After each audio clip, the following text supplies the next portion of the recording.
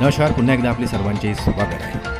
13 एप्रिलची बैठक, वेतन निवृत्तीवेतनाबाबत येणार मोठी अपडेट.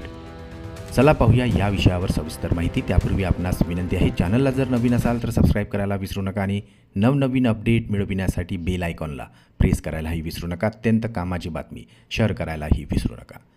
सरकारी कर्मचाऱ्यांसाठी एक अत्यंत महत्त्वाची अपडेट समोर येत आहे. सरकारी कर्मचाऱ्यांच्या वेतन सुधारणेसंदर्भात लवकरच एक अत्यंत महत्त्वाची बैठक होणार असून राष्ट्रीय परिषदेच्या मसुदा समितीची बैठक 13 एप्रिल रोजी होणार आहे.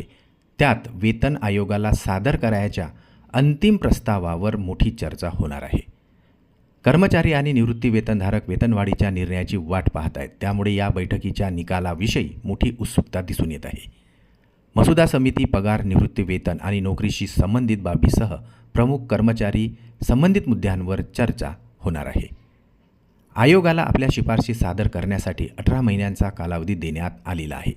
सरकारी कर्मचाऱ्यांचे वेतन, भत्ते, निवृत्ती वेतन आणि इतर लाभांबाबत शिफारशी करण्याचे कामही आयोगाला सोपवण्यात आलेले आहे.